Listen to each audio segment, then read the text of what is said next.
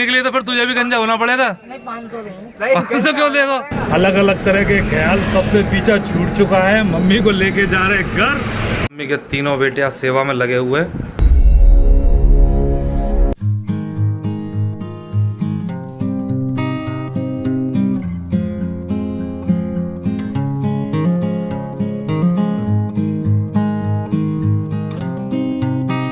Hey guys, good morning, नमस्कार, राधे राधे। कैसे हैं आप सब दोस्तों? स्वागत है आप सभी का एक और नए ब्लॉग में। और गाइस, सबसे पहले तो भाई रोज़ाना घर से और स्टेशन से मेरे ब्लॉग स्टार्ट होते थे, तो मैं चाहता था कि आज आपको बैकग्राउंड में कुछ अलग जगह दिखे।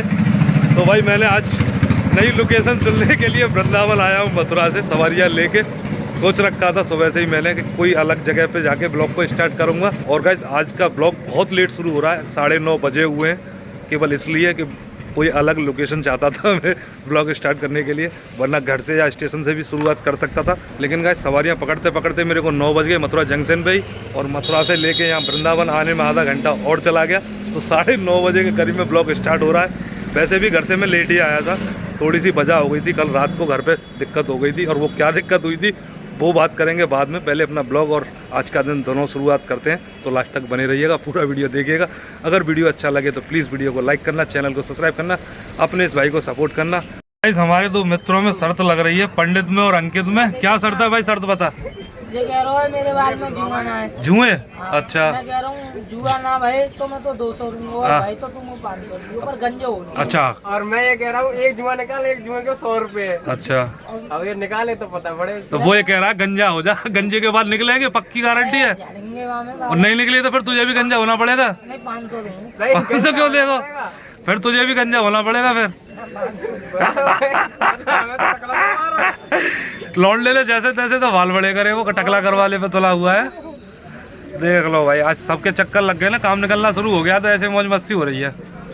क्यों प्रेमचंद भाई साहब, लग गया वृंदावन का चक्कर? एक महीने की सूखे के बाद संजय भी बोला हमारा, कोई ऐसा नहीं है जिसने 500 तक ना कमाया। 1 महीने की लंबी सूखा झेली है भाई सबने। दशहरे से ही अब काम निकलना शुरू हो गया, तो सबके लगभग एक चक्कर लगा के बैठे हुए, और ज़्यादातर लोग वृंदावन का चक्कर लगा के बैठे। वृंदावन का चक्कर पहला लग जाता है ना, तो जेब में थोड़ी सी तड़ी आ जाती है, तो आराम से बैठ के टाइम पास कर सकते हैं, और वही करने में लगे हुए हैं। और गाइस, एक और खुशखबरी दे दूं आपको, अभी मेरे छोटे भाई का कॉल आया। कल भी बता रहा था मैं, सुबह जब ब्लॉग स्टार्ट किया था तब भी बता रहा था कि आज मम्मी की छुट्टी हो सकती है। तो अभी कॉल आई है हॉस्पिटल से, मम्मी की छुट्टी हो गई है। भाई 13-14 दिन कैसे बीते हम ही जानते हैं, और कितना पैसा खर्च हो गया वो भी हम ही जानते हैं। तो आज मम्मी की छुट्टी हो गई है, थोड़ी देर में मैं बस मम्मी को लेने के लिए जाने वाला हूँ हॉस्पिटल। बहुत बड़ी रात रहेगी यार हमारे लिए, ये फैमिली में खुशियाँ देर से ही सही, पर ऊपर वाले ने दरवाज़ा देखा है हमारा, तो अब सब कुछ ठीक होने लगा है, काम भी निकलना शुरू हो गया है, तो एक साथ दिवाली मस्त मनेगी अब अपनी। जैसा कि मैं कह रहा था कि आज मम्मी की छुट्टी होने वाली है, मम्मी को लेने के लिए जाने वाले, तो मैं हॉस्पिटल आ चुका हूँ। छोटा भाई हिसाब किताब में लगा हुआ है, क्योंकि जब से मम्मी बीमार हुई है पूरी हिसाब किताब की जिम्मेदारी हम लोगों ने छोटे भाई को ही दे रखी है, मुरारी को। वो लगा हुआ है पीछे काउंटर पे, ये देखे जी आ रहा है जो नीली शर्ट में, यही है।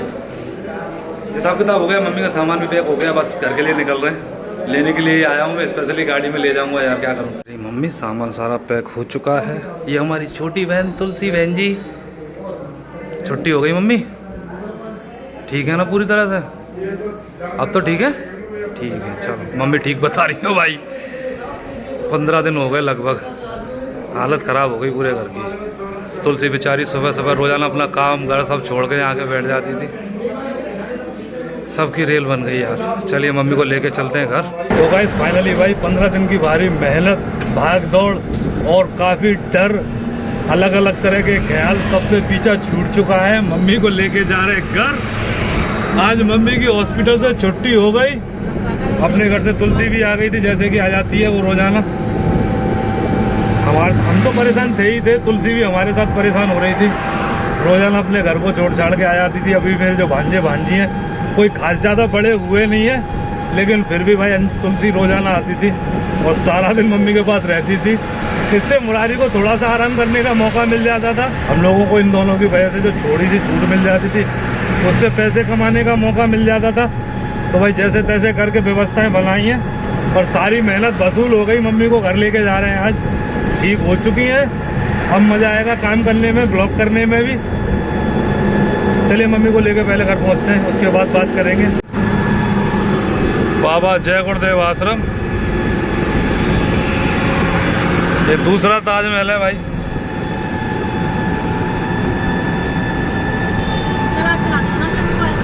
गाइस दोपहर को मम्मी को हॉस्पिटल से घर लाने के बाद यार खाना पीना खाने में काफ़ी लेट हो गया था।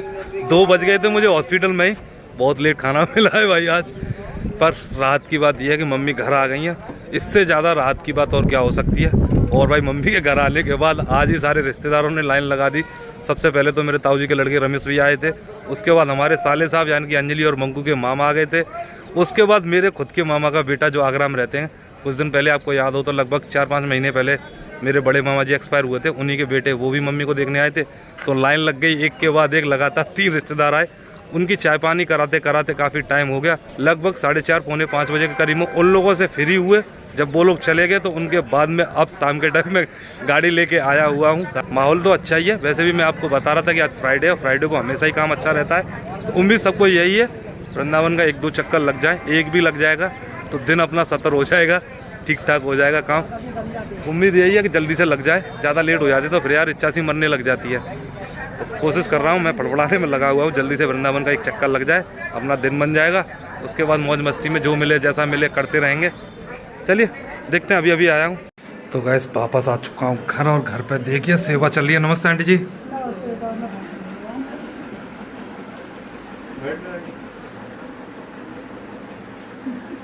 सेवा में लगे हुए, मैं बैठा हुआ हूँ तो क्या, मैं बैठा तो हूँ, 2 तो लगे ही हुए, मुरारी और भूरा पैर दबा रहा है, और मुरारी मम्मी का सर में मालिश कर रहा है ताकि उनको नींद आ जाए। 2 दिनों से नींद नहीं आई है, ये बता रहे हैं ये लोग, हैं भाई। मम्मी को 2 दिन से नींद नहीं आई है। आज घर पे आ गई हैं तो अब आराम मिलता ही चला जाएगा, हम लोगों को भी थोड़ा सा आराम मिलेगा, नहीं भाग दौड़।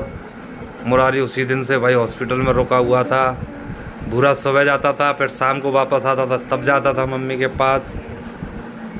इधर हमारी अंजलि बिटिया सो गई है, और आज रिश्तेदारों की बड़ी लाइन लगी रही दिन भर।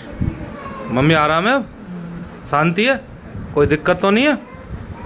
चलो गाइस, जैसा कि आपको पता ही है कि आज दोपहर को मम्मी की छुट्टी करवा के घर ले आए हैं हॉस्पिटल से, और भाई घर पे आने के बाद आराम से हैं, कोई दिक्कत हो नहीं रही है। मम्मी को घर छोड़ने के बाद मैं निकल गया था मथुरा जंक्शन गाड़ी चलाने के लिए, और भाई थोड़ा बहुत काम करके मैं आ गया हूँ वापस। अभी रात के 10:30 बजे हुए। तो मैं 1 घंटे पहले ही गया था, लेकिन चाय वाय पी फ्रेश हुआ, खाना पीना खाने के बाद फ्री होके अब बैठा हूँ आपसे बात करने के लिए। अभी जब मैं घर पे आया था तो दिखाया था मेरे दोनों छोटे भाई मम्मी के, एक भाई पैर दबाने में लगा हुआ था, एक भाई सर दबाने में। तो घर पे यार जो हॉस्पिटल में होता है ना, इतनी अच्छी तरह से सेवा या नहीं कर सकते हम कुछ भी। हॉस्पिटल में अपने नर्सों के भाई जो हॉस्पिटल का स्टाफ होता है, पूरी सेवा उन्हीं की होती है। ज़्यादा भीड़ लगा लो, ज़्यादा बातें करो तो डांटने के लिए वो खड़े होते हैं, इतनी भीड़ मत करो, मरीज को परेशान मत करो। लेकिन घर पे हम खुल के अब सेवा कर सकते हैं, ये हमारे पास मौका भी है मम्मी की कुछ सेवा करने का। तो दोनों भाई लगे हुए थे, मैं भी आने के बाद थोड़ा सा सर की मालिश करने में लग गया था, क्योंकि ये लोग बता रहे थे मम्मी को 2 दिन से नींद नहीं आई है। हॉस्पिटल में यार परेशान हो गई, 15 दिन हो गए भाई मम्मी को, बहुत लंबा टाइम हो जाता है। और पूरी ज़िंदगी में कभी एक रात भी हॉस्पिटल में नहीं रही है मेरी मम्मी, पहला चांस था जब हॉस्पिटल में रहना पड़ा है। आई होप ऊपर वाला किसी को भी ऐसा धन ना दिखाए। मेरी मम्मी तो बहुत परेशान होके आई हैं। और भाई इन 15 दिनों में क्या क्या हुआ है, मैं कई दिनों से आपको कह रहा हूँ कि जब मम्मी घर पे आ जाएंगी तब बताऊँगा कि क्या क्या खर्चा हुआ और घर में क्या क्या बीती है हम लोगों पे, और क्या क्या करना पड़ा भागदौड़ में। मम्मी आज घर पे आ चुकी हैं, तो आज का ब्लॉग मुझे लग रहा है बड़ा हो जाएगा अगर आज मैं इस बारे में बात करने बैठूँगा। तो कल आपको कल वाले ब्लॉग में बताऊँगा कि हमारे घर में क्या क्या हुआ था इन 15 दिनों में। वैसे भी 10:30 बज चुके हैं, काम ठीक ठाक हो गया है। जब से 9 दुर्गे पूरे हुए ना, उसके बाद से काम ऊपर आना शुरू हो गया है। यही उम्मीद हम सबको थी, और मैं लगातार आप लोगों से कह भी रहा था। अब काम करने का मौका भी मिल रहा है, तो मेरा चेहरा खिला हुआ आपको दिख ही रहा होगा। जब में पैसे आते हैं तो यार सबका चेहरा खिल जाता है, वरना काफ़ी लंबा समय 1 महीने के करीब पैसों के लिए तो वैसे ही तंगी चल रही थी। पहले श्राद्ध थे, उसके बाद 9 दुर्गे, बहुत काम हल्का था। उसी बीच में मम्मी बीमार पड़ गई। समझ सकते हो आप लोग कि क्या क्या बीती होगी, कितनी दिक्कत हुई है हम लोगों को। फिर भी गाइस, कोई घर में परेशानी आती है तो कहीं ना कहीं से जुगाड़ तो करनी पड़ती है। वैसे ही हम लोगों ने भी की थी। अब इतने बड़े पैसे वाले तो है नहीं भाई, घर में 2-4 लाख रुपए पड़े हैं, मेहनत मजदूरी करने वाले लोग हैं। इधर उधर से करना पड़ता है, सब करते हैं, हमने भी ऐसे ही किया है। और गैस बाकी घर वाले सारे सो चुके हैं, मम्मी भी सो गई हैं। ज़्यादा तंग मैं करना नहीं चाहता क्योंकि अभी हॉस्पिटल से आई हैं तो मम्मी को नींद आ रही थी तो आराम से सोने दिया है मैंने। अब ज़्यादा मैं मोबाइल लेके बैठ जाऊँ उनके पास, मम्मी ये बोलो, मम्मी ये करो, ये बताओ, वो बताओ, तो ऐसा कुछ नहीं किया है मैंने। केवल अपना वीडियो बनाने के लिए मम्मी को परेशान नहीं करना चाहता था, तो इसलिए मम्मी आराम से सो रही हैं। हमारे घर वाले भी सो चुके हैं। सबसे लास्ट में घर में मैं ही सोता हूँ क्योंकि वे ब्लॉग को एंड करना होता है। तो गीता वीता सब बच्चे वगैरह सब सो गए, तो अपन भी सोने की तैयारी करते हैं। 10:30 ऑलरेडी हो चुके हैं, तो इस ब्लॉग को कर देते हैं एंड। आई होप गाइस आज की वीडियो आपको अच्छी लगी होगी। अगर वीडियो अच्छी लगी है तो प्लीज़ वीडियो को लाइक करना, चैनल को सब्सक्राइब करना, अपने इस भाई को सपोर्ट करना प्लीज़ करना। चलिए मिलते हैं आपसे कल नेक्स्ट ब्लॉग में, तब तक के लिए राधे राधे, नमस्कार।